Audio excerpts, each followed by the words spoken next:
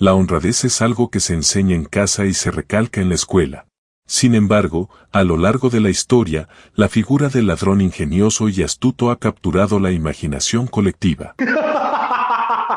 Estos maestros del crimen han desafiado a las autoridades con su inteligencia, habilidades técnicas y capacidad para burlar sistemas de seguridad aparentemente impenetrables. Desde audaces asaltos a bancos hasta robos maestros de obras de arte, estos criminales han dejado una marca indeleble en la historia del crimen. En este video, conoceremos a esas mentes maestras que desafiaron todas las expectativas al enfrentarse a sistemas de seguridad sofisticados, dejando a su paso un legado que ha perdurado a lo largo del tiempo. Antes de empezar quisiera dejar en claro que solo aparecerán atracadores y forajidos. No verás ningún corrupto o estafador. También es importante recalcar que decidí incluir solo a esos delincuentes que cometieron no solo uno, sino varios robos. Sin nada más que decir, estos son los 6 ladrones más ingeniosos y audaces. Número 6. Para sorpresa de algunos, este lugar lo ocupa una mujer, y no cualquiera, ya que esta mujer es conocida como la mejor ladrona de joyas de la historia. Doris Payne tiene 93 años y la mirada tierna de una entrañable abuelita. Pero detrás de su aparente fragilidad se esconde una mítica ladrona de joyas. A lo largo de su carrera profesional de más de 60 años, ha robado más de $2 millones en joyas alrededor del mundo. Los robos de Payne se remontan a los años 50 y ha pasado diferentes etapas en prisión. De hecho, las fuerzas policiales asumen que consiguió escaparse más veces de las que ha sido capturada. Según la delincuente, descubrió su talento en la infancia cuando el dueño de una tienda la dejó probarse un reloj. Al ver que el señor estaba distraído con otro cliente, ella se marchó rápidamente. Se dio cuenta de lo fácil que resultaba salirse con la suya con tan solo una pequeña distracción. De Nueva York a Tokio, pasando por Londres y París, los delitos de Payne han copado las páginas de los periódicos y han originado incluso un documental. En dicha producción, dijo lo siguiente: no me arrepiento de robar, pero sí de que me hayan atrapado. Sus 60 años como ladrona profesional la han llevado a desarrollar técnicas como usar vestidos elegantes, bolsos de diseño y explicar detalladas historias a los empleados de las joyerías con el objetivo de distraerlos. Su modus operandi era siempre el mismo: entraba en la joyería comportándose como una mujer pudiente en busca de un anillo de diamantes. Se probaba varias piezas y se quedaba con alguna. Sus robos llegaron hasta el punto en que la Alianza de Seguridad de los Joyeros envió boletines advirtiendo de sus actividades delictivas. Uno de sus robos más sonados se dio en los años 70, cuando se apropió de un diamante de 10,5 quilates en Montecarlo. Decidió huir a Francia, pero fue detenida y extraditada. Estuvo retenida durante 9 meses hasta que finalmente fue liberada porque las autoridades no fueron capaces de localizar la joya. Aunque actualmente afirma estar jubilada, fue arrestada por última vez en 2017 al salir de una tienda sin pagar con comestibles y productos electrónicos. Esto lo hizo mientras llevaba la pulsera en el tobillo de su arresto anterior. Hoy en día, suele disfrutar de las visitas ocasionales de sus hijos adultos. Vive sola en un ático de alquiler, pues perdió su casa debido a una ejecución hipotecaria y hace tiempo que sus ahorros se agotaron. Número 5. En 1882, uno de los forajidos más buscados de Estados Unidos fue asesinado por un miembro de su propia banda que quería cobrar una recompensa. A partir de ese momento y contando con solo 34 años de vida, Jesse James pasaría a la historia como una leyenda en el mundo del robo. Cuando estalló la Guerra Civil estadounidense, grupos a favor de la esclavitud se agruparon en bandas armadas que luchaban por su cuenta. Jesse y su hermano Frank formaron parte de una de esas milicias. Al final de la guerra, los hermanos se entregaron a los vencedores, pero no fueron tratados como soldados, ya que habían luchado siendo parte de una guerrilla que cometió actos atroces. Con muy pocas posibilidades y muchas menos intenciones de insertarse en el mundo laboral, decidieron formar una banda junto con los hermanos Younger.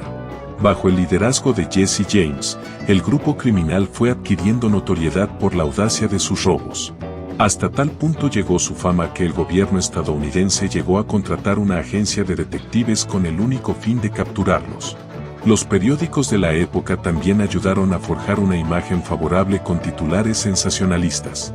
Todo esto llevó a que la sociedad comenzara a ver al gobierno como el villano. A lo largo de 10 años, la banda se dedicó a robar tiendas, bancos e incluso trenes. Se dice que las riquezas conseguidas durante sus años de actividad fueron de cientos de miles de dólares. Fue por esa época que Jesse James comenzó a ganarse la fama de Robin Hood, comparación que fue desestimada porque no repartía el dinero entre los pobres, sino que invitaba a las personas a que participaran en los robos para que pudieran llevarse una parte del botín. Eso era una gran ventaja para la banda, ya que muchos pobladores simpatizaban con ella y refugiaban a sus miembros cuando la persecución de las autoridades se ponía difícil. La banda se disolvería después de protagonizar un ataque durísimo contra un banco en un pequeño pueblo del lejano oeste. La operación fue un fracaso y debieron escapar sin llevarse $1. Los hermanos Younger fueron capturados, juzgados y enviados a la cárcel, mientras que Jesse y Frank lograron escapar. Aunque los hermanos James armaron una nueva banda de forajidos, el gobierno ya les había puesto precio a sus cabezas. Tentado por la recompensa, uno de los integrantes de la nueva banda visitó a Jesse en su casa y le disparó a quemarropa por la espalda. La historia de esa traición fue contada por el propio asesino, que recorrió durante años los pueblos relatando cómo había matado por la espalda al bandido más famoso y buscado de los Estados Unidos. Número 4. Durante poco más de 6 años, Stefan Breitwieser robó 239 obras de arte y otras exhibiciones de casi 200 museos mientras viajaba por Europa y trabajaba como camarero. Un promedio de un robo cada 15 días. Varios periódicos han dicho que es uno de los ladrones de arte más prolíficos que jamás haya existido. Se diferencia de otros ladrones de arte en que la mayoría de sus robos inicialmente no tenían fines de lucro. Decía que robaba por amor al arte y anhelaba tener su propia colección, particularmente de artistas de los siglos XVI, XVII y XVIII. La táctica empleada para perpetrar los robos era relativamente simple. Buscaba un empleo que estuviera cerca de su objetivo, mientras su entonces novia cooperaba distrayendo a los guardias y al personal de los museos. Se debe mencionar el hecho de que siempre robó a plena luz del día, aprovechando la distracción de los empleados y llevándose el botín en su chaqueta, sin ningún tipo de violencia. Tenía la experiencia necesaria para comprender las rotaciones de los funcionarios de seguridad, las horas donde hubiera menos público, las esquinas sin seguridad y los ángulos de visión de las cámaras. Sus métodos desconcertantes le permitieron robar objetos inusuales que a simple vista no se entiende cómo los pudo sacar por la puerta de un museo. Objetos como un violín y una espada de caza, junto con una valiosa obra de arte valorada en unos 10 millones de euros. Toda su colección estaba guardada en su dormitorio en la casa de su madre. Su habitación se mantuvo en total oscuridad para que la luz del sol no descolorara las pinturas. Un rasgo que definiría que no era un ladrón profesional, fue precisamente el robo que provocó su detención, al intentar robar 2 veces en el mismo sitio.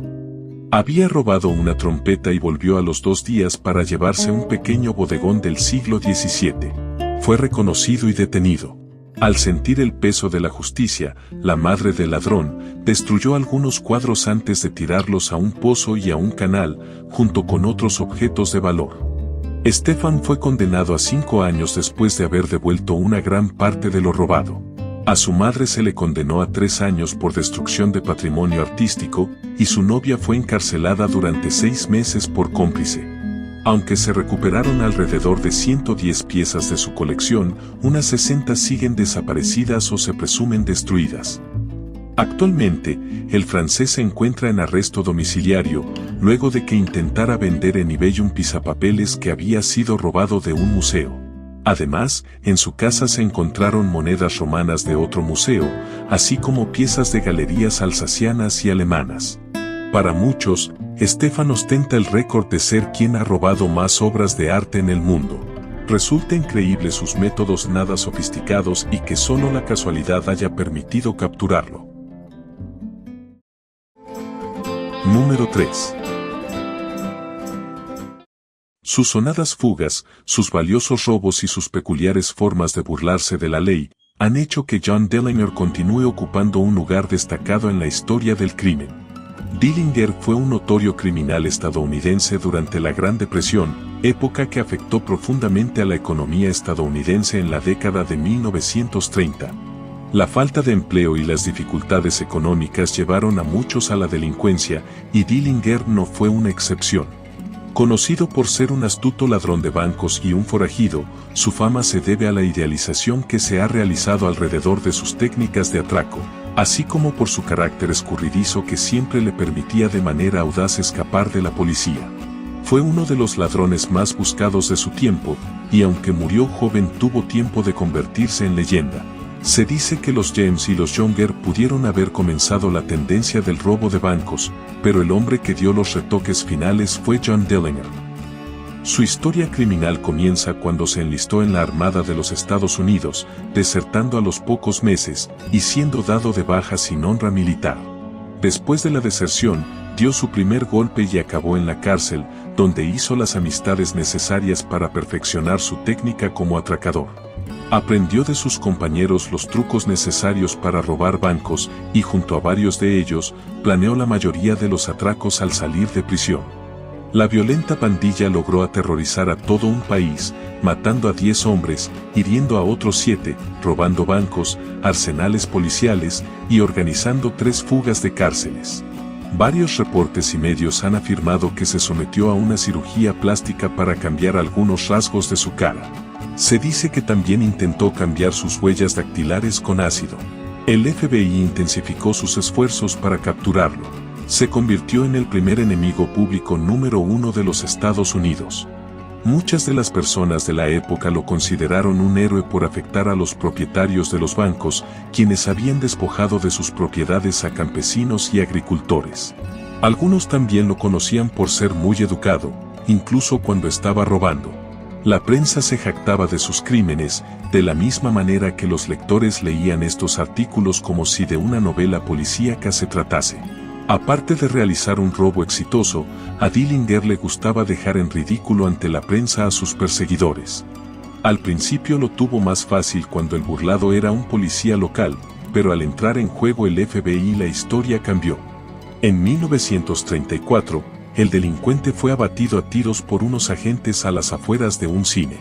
Desde ese momento, John Dillinger se convirtió en un ícono popular aún más grande, en una especie de vengador social, aunque nunca fue un Robin Hood y todo lo que robó fue para su propio bolsillo. Pero el odio generalizado contra los bancos después del crack del 29 fue excusa suficiente para que un ladrón de bancos fuera toda una leyenda para los estadounidenses. Finalmente, con solo 31 años, el rey de los ladrones de bancos estaba muerto. Número 2. Carl Gugasian es un ladrón de bancos que ganó notoriedad al ser apodado como el ladrón de bancos del viernes por la noche. Su carrera delictiva abarca más de 30 años, durante los cuales robó más de 50 bancos, acumulando más de $2 millones de la época. Cuando tenía 15 años, fue enviado a un centro juvenil estatal por intentar robar una tienda de dulces. Cuando recuperó su libertad, no intentó llevar una vida normal, al contrario, tomó medidas deliberadas para continuar con una vida delictiva y sobresalir en ella. En 1971, mientras estudiaba ingeniería eléctrica en la universidad, se enlistó en el ejército de los Estados Unidos, recibiendo entrenamiento en fuerzas especiales y armas tácticas. Luego de completar su servicio militar, continuó su educación, obteniendo una maestría en análisis de sistemas y un doctorado en estadística y probabilidades. Después de graduarse, comenzó a planificar simulacros de robos en su tiempo libre. Gugasian se destaca por la forma meticulosa en la que planificó y ejecutó sus robos. Aparte de que utilizaba máscaras aterradoras y ropa voluminosa para ocultar su identidad, trabajaba completamente solo. Buscaba bancos en pueblos pequeños que estuvieran cerca a zonas boscosas y que contaran también con una carretera con fácil acceso a la autopista. Una vez elegido el lugar, observaba el banco desde lo oculto del bosque durante varios días. Sus robos ocurrían los viernes por la noche, no solo para que la oscuridad le ayudara a escaparse, sino para minimizar la presencia de clientes y maximizar el efectivo disponible. Su ejecución era rápida y eficiente. Una vez dentro del banco, saltaba sobre los mostradores aterrorizando a empleados y clientes. Luego metía todo el dinero en su bolso y se marchaba del lugar lo más pronto posible, asegurándose de estar a kilómetros de la escena del crimen antes de que la policía pudiera determinar su ruta de escape. En al menos una ocasión, recurrió a la violencia, disparándole a un gerente en el abdomen. Su habilidad para evadir la captura se vio comprometida cuando dos niños encontraron planos, máscaras y equipos de sus robos en mitad del bosque. Este hallazgo llevó a su arresto en 2002, aunque su amplia cooperación redujo su condena inicial de 115 años a 17. En ese momento, un fiscal federal dijo que Gugasian bien podría ser el ladrón de bancos más prolífico que la nación haya conocido. Durante casi 3 décadas, alguien había estado robando bancos con un profesionalismo que se había ganado el respeto a regañadientes de las autoridades. Cuando se le preguntó por qué eligió la carrera de ladrón de bancos, explicó que cuando fue arrestado y enviado a un centro juvenil estatal a la edad de 15 años, no sabía que sus antecedentes penales serían eliminados. Pensó que nunca podría conseguir un trabajo real y sintió que no tenía otra opción que recurrir a una vida delictiva. Nunca antes había visto algo así en todos mis años en el FBI. Es abrumador. Es verdaderamente un maestro en su oficio, dijo un agente que trabajaba para la unidad de perfiladores de dicha entidad. Después de cumplir 15 años tras las rejas, Carl Gugasian fue puesto en libertad anticipadamente por buena conducta. Salió en el año 2017 a la edad de 69 años. Número 1. El criminal que ocupa el primer lugar era un ladrón de bancos consumado, y llegó a ser uno de los fugitivos más buscados por el FBI. Durante sus casi 30 años de carrera como ladrón de guante blanco, robó unos $2 millones de la época en más de 100 atracos sin nunca haber disparado una sola bala. A pesar de sus actividades delictivas, Willie Sutton era ampliamente considerado como un individuo carismático y agradable. Nunca recurrió a la violencia durante sus robos, lo que le valió cierto respeto tanto de sus compañeros delincuentes como del público. Fue sentenciado a 105 años de prisión, pero logró escapar de múltiples instalaciones de máxima seguridad, solidificando aún más su reputación como un maestro del escape. La capacidad para evadir la captura durante tanto tiempo es un testimonio de su inteligencia, ingenio y pura determinación. Nacido en 1901, Willie Sutton creció en un barrio de clase trabajadora. Se unió a una pandilla y se dedicó a pequeños robos.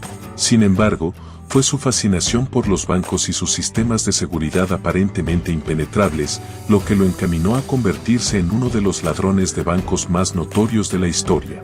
Una de sus principales características fue su talento para ejecutar robos disfrazado, ya fuese de carpintero, cartero o policía, ganándose los apodos del actor y el ingenioso Willy. Respondió una vez a la pregunta de un periodista sobre por qué robaba bancos diciendo, porque ahí es donde está el dinero. Aunque esta frase lo hizo más conocido de lo que era, muchos sostienen que nunca pronunció esas palabras, pero resumen perfectamente su manera de actuar. Sutton entendió que los bancos tenían la mayor cantidad de efectivo, lo que los convertía en el objetivo principal de un robo exitoso. Su primer gran atraco tuvo lugar en 1925, cuando robó con éxito un banco en Filadelfia. Este atrevido acto marcó el comienzo de su reinado como el ladrón de bancos más buscado de Estados Unidos. Su modus operandi fue considerado una forma de arte, con ingenio, disfraces y sin usar la violencia. Su meticulosa planificación, atención al detalle y capacidad para explotar las debilidades de los sistemas de seguridad, se convirtieron en su marca registrada. Sutton permaneció libre hasta 1952, cuando fue reconocido y detenido por la policía. Los reclusos lo consideraban un viejo sabio en la población penitenciaria. Los gángsters de la época y muchos reclusos del crimen organizado encarcelados disfrutaban tenerlo como compañía. Era tan ingenioso, que hace ver como aficionados a los anteriores ladrones mostrados en este video. En el año 1969, se le concedió la libertad gracias a su buen comportamiento y por su frágil estado de salud. Después de su liberación, se dedicó a dar conferencias sobre la reforma carcelaria y llegó a ser consultor de bancos sobre técnicas de disuasión de robos. Finalmente, falleció en 1980 a causa de un enfisema pulmonar, cuando tenía 79 años. Willie Sutton, nombre que se ha convertido en sinónimo del arte del robo, fue una figura legendaria en el mundo criminal a principios del siglo XX. Sus atrevidos atracos y audaces fugas capturaron la imaginación del público y de las autoridades por igual. Si quisieras ver más videos de Psy Creepy, dale like, suscríbete, activa la campanita y comparte. También me puedes dejar en los comentarios qué video te gustaría ver. De igual forma, estaré subiendo más contenido en mis otras redes sociales.